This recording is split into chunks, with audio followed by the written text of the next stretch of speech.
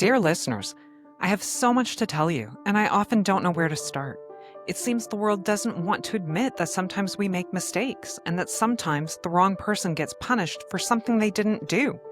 Not all of us have been personally affected, but many of us have been impacted by this reality. And I feel like it's my responsibility to share these stories with you and to tell you what I've learned about wrongful convictions. Welcome back to Wrongfully Yours.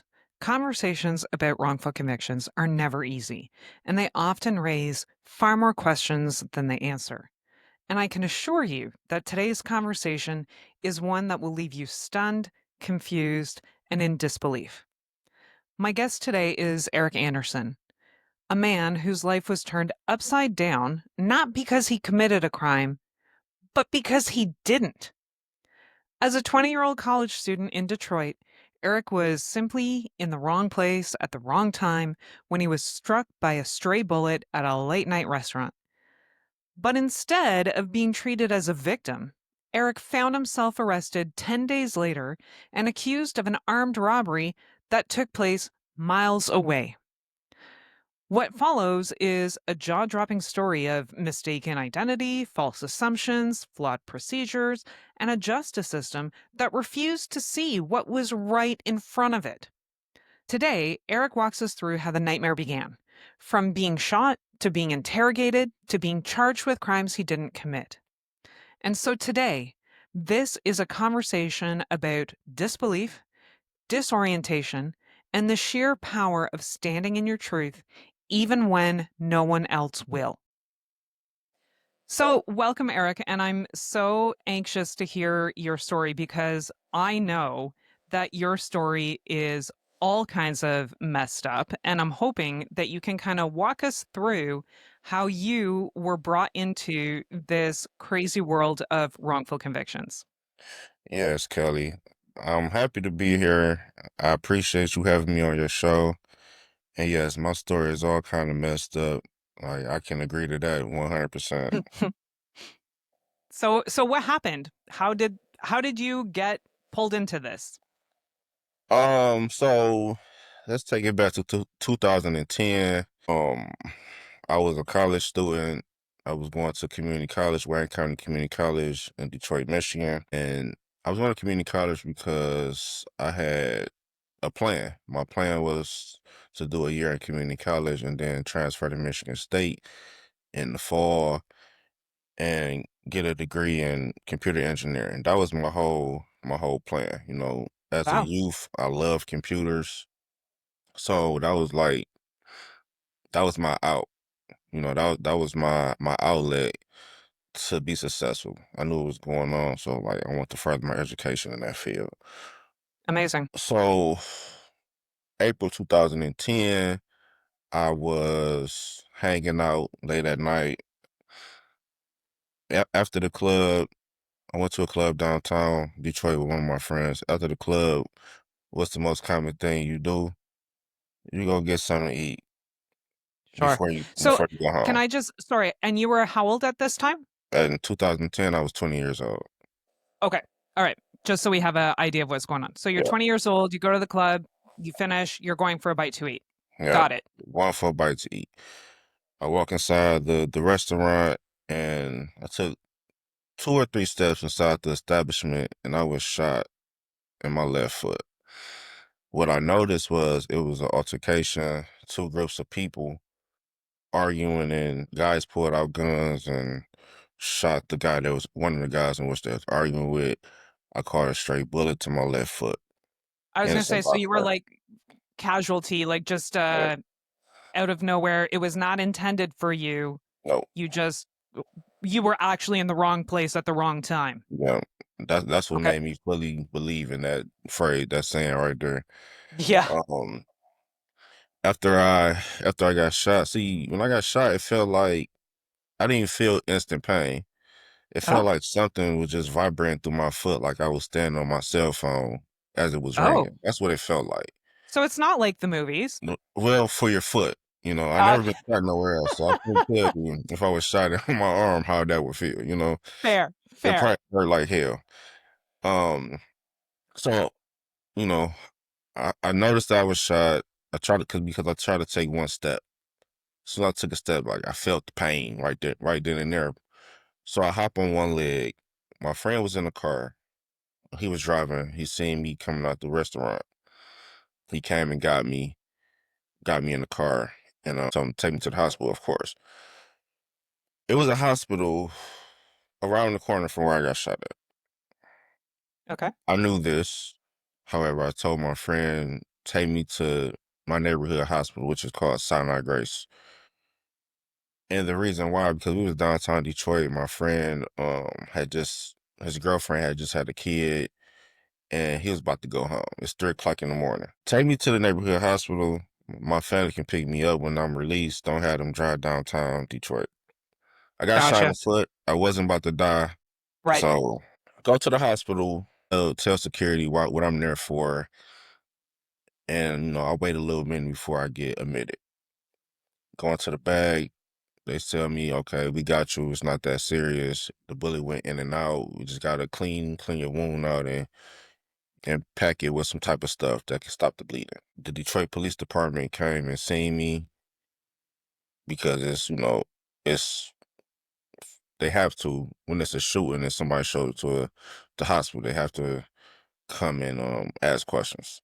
I told them Right. that I was shot downtown Detroit and that And they're not suspecting you of anything at this time, though, right? Like they're just checking you out as a victim? yeah, yes, yeah. Okay. It's part of protocol. Anytime an assault or someone's get injured and show up to the hospital, like Detroit police comes and or any police department comes and do an investigation, make sure everything okay and Right. okay. They go about their business. I get released at about 7:30 in the morning, and I go about my day. Like I said, I was a college student. I can't say if I went to school that day, but I continued to go to school. Okay. On the 10th day after the shooting, I was arrested. I was For on my what? way. Oh, Hold okay. on. Sorry. You see, I'm getting ahead. you moving too fast. Yeah.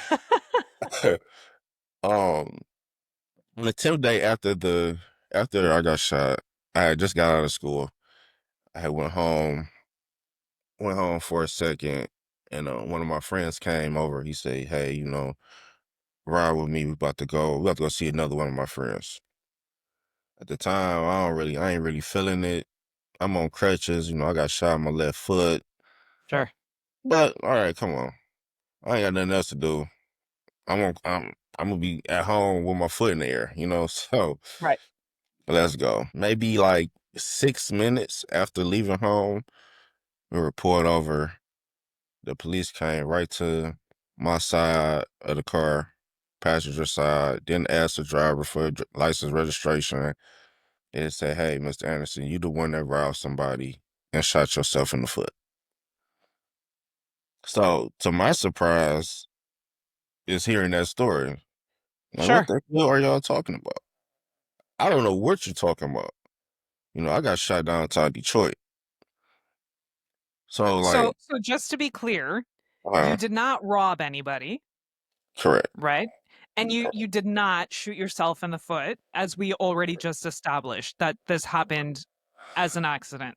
But there was no robbery that you're aware of. correct. So these accusations are making zero sense to you. Man, I'm confused right now. I think So, we all are listening to this, to be honest. yeah, I mean, I was confused. I was the person that was going through it. So, Sure. mentally, mentally, I was blasted. Like, what is going on? Of I'm, course. I'm thinking I'm dreaming. Yeah, no doubt. So, I get in the car. I can't argue. I can't fight. I'm on crutches. Like, whatever. Put me in the car, whatever. Go to the precinct, the police station, and they ask me questions. Interrogation. How they say don't talk to the police and all this kind of stuff without an attorney. I mean, that is true. So for those who are watching, don't talk to police without an attorney. Me, I Yeah. did. Hard stop. Let's just like make that a take home Yeah, message right now. I didn't mess up in my interrogation, but I just want y'all to know, please get an attorney. So they asking me questions. I'm like, look, they asked me about the robbery. So the robbery happened 10 miles away from where I got shot at. Okay. So not I got- not especially close. no, not close. I got shot in downtown Detroit. The robbery happened 10 miles away, but the robbery happened 8 or 9 blocks or 8 or 9 streets from my street. Where you live or where Yeah, you were shot? where I live. Oh, okay. Okay. Okay. So that's a key point right there. So while I'm getting interrogated, they're asking me about that robbery, and also they asked me about another robbery that allegedly happened that night. Both times they asked me about the robbery, I told them I don't know. I got shot downtown Detroit. I can't tell you anything about anything that happened on these said streets because I was not there. Okay. Well, you keep saying you got shot. Where did you get shot at? I told them where I got shot at. I got shot at the Detroit One Coney Island. So for the viewers that are not familiar with Coney Island is, Coney Island is a restaurant that serves all kind of foods. Coney dogs, fries, grilled chicken pitas, stir fries, omelets. Like you can get anything you want. Oftentimes for people from outside the state of Michigan compare it to a diner. Okay. So just that type of restaurant, but they open late and all that kind of stuff. So Is there no record of you having been shot? Like the police came and interrogated or interviewed you in the mhm, hospital. Like, is there mhm. no record of this? Yes, it's record. It's And yet, definitely record. and yet they're still saying that you shot yourself. Right. So look, Kelly, slow down. I know you were Okay, this is scared. just like not making sense. I know. Tell me about it, right? So I both times I told them I don't know nothing about the robbery that happened, and also that I got shot downtown Detroit. They say, "Where did you get shot downtown at?" Told them. They said, "Okay, well, it's cameras everywhere, and if you in fact got shot down there, it's gonna be on camera." Okay, I'm gonna do my investigation, and I'll be back. So when he told me that, I was relieved. I was relieved because I was like, all right, now the truth about to come to light.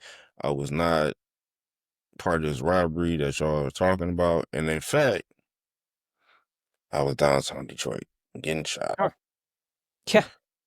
So I I don't know, maybe like the next day, I'm not really sure.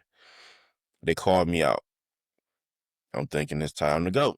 I get the chance to walk into a computer screen, talk to a magistrate, a judge, and they read me my charges. 1 count armed robbery, 2 count armed robbery. It was 2 people. 1 count of assault with intent to rob while armed. Last count is felony firearm. He said these are your charges, and your bond is $100,000. And that was not the news in which I was trying to hear. I imagine not at all. And so are you shocked by this outcome? Yes, I'm very shocked because, like I Of said, course. this is not the news I was intending to hear. I was intended to hear, "Hey, we got the wrong man. Go home." And That's we what I have was. evidence of you having been Yeah, shot down here yeah, at the time. yeah. That's what I was intending to hear. However, Of that's not course. what I heard, and I was instantly pissed off after that. No doubt. So the next day, they sent me to the county jail. I go to the county jail. I'm just awaiting court and all that kind of stuff. 2 weeks after I'm arrested, the investigators come see me and say, "Hey, we're gonna do a polygraph test." Okay, let's do your polygraph test. I'm happy. Growing up, I used to watch the Maury. Do y'all got the Maury Povich show in Canada? We sure do. Yeah, I used to watch the Maury Povich show, and I used to like, dang, they lied, or dang, they was telling the truth, right? But really, how would you know, right? Yeah. Yep. But I'm like, all right, well, I'm telling the truth. So truth is on my side, and I'm gonna pass this polygraph test. I go to the Michigan State Police Post and they administer the polygraph test. And they ask you little questions like, hey,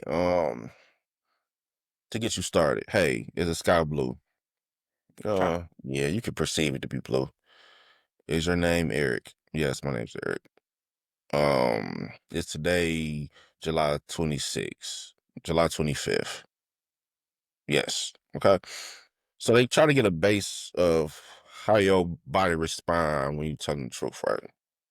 Okay. They asked me, did I own a gun, own a firearm? No. Did I rob the guys? No. They said I passed all this. The Okay. question that was asked, did I take the guy money? That's the one they said I failed.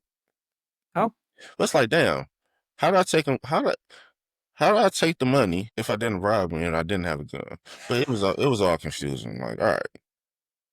So they told me I failed. I never seen the results. I never seen the results. I oh. don't think my attorney seen the results either. I don't know. So they could be being mistruthful about the Yeah, results, as far as you know. mischievous, un- dishonest. Yeah, yeah. They could be lying the whole time. Okay, so I'll stop the story there. Now, what happened was two individuals got robbed in my neighborhood. One of them got pistol whipped. He had a cut above his eye, and he ended up going to the hospital. The hospital in which he went to was Sinai Grace Hospital. That's the same hospital I went to get treated for my gunshot wound. He didn't see me. He seen one of my friends. So he was at the same hospital at the same time as you, shortly Uh-huh, after you were shot. uh-huh, So you were shot, he was pistol whipped, you're at the uh-huh. same hospital at the same time getting Yeah, treated. 3 in the morning. Yeah, What are the odds of that? yeah. I Anyways, don't. I don't know. that's Very, crazy. I guess very high. It happened, right? Yeah. Yeah. um.